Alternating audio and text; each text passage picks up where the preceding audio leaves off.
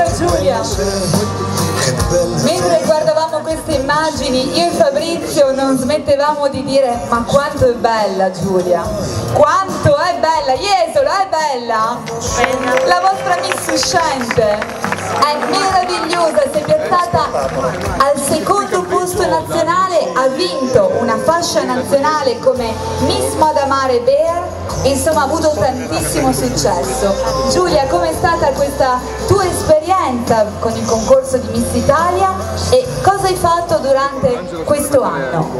Beh, l'esperienza direi che è stata unica, penso sia l'aggettivo giusto per definirla, perché comunque sei in televisione, sei fra le 60 ragazze di Miss Italia, quindi è un sogno che si avvera.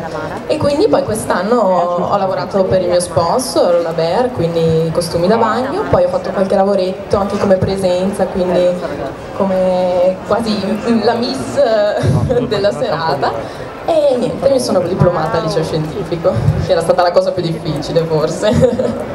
Giulia Nicole, io voglio fare un po' invece il cattivello della situazione. Ricordi mai quella serata, cioè ripensi a quella serata dove sei arrivata tanto così dal sogno? Tu, ricordiamolo ancora una volta, è arrivata al secondo posto nella finale nazionale.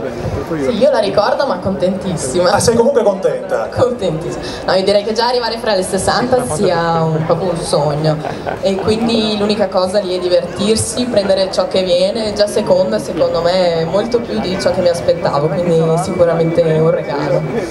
Beh, insomma, comunque complimenti anche per l'umiltà che comunque hai mantenuto. Ricordo che di fatto diceva le stesse parole all'epoca quando l'abbiamo intervistata per l'elezione di Miss Veneto, ha mantenuto la stessa umiltà, gli stessi piedi ben piantati per terra anche oggi, quindi doppi complimenti. L'ultima domandina, un consiglio che la Miss Veneto uscente si sente di dare a insomma tutte le ragazze che sono in gara questa sera? Beh, il consiglio che do io è di divertirsi, perché comunque è un gioco, saranno 20 giorni o una settimana, per chi sarà solo una settimana alle prefinali, comunque divertentissime, con esperienze nuove, quindi video, foto, gente che lavora nel mondo dello spettacolo, quindi divertirsi e essere spontanei, perché già essere lì è un regalo. Giulia Nicole Magro, con te abbiamo rivissuto i momenti, sì giusto, ci sono gli applausi per la nostra Miss, giusto che arrivino perché se li meritano tutti. Dicevo prima, abbiamo rivissuto con te le emozioni dell'incoronazione da parte del sindaco di Jesolo, Francesco Calzavara. Per toglierla devi arrangiarti da sola. Abbiamo il nostro Matteo qui con il cuscino, eccolo qua, è un momento un po' triste come diceva prima Giulia Grilli, sì.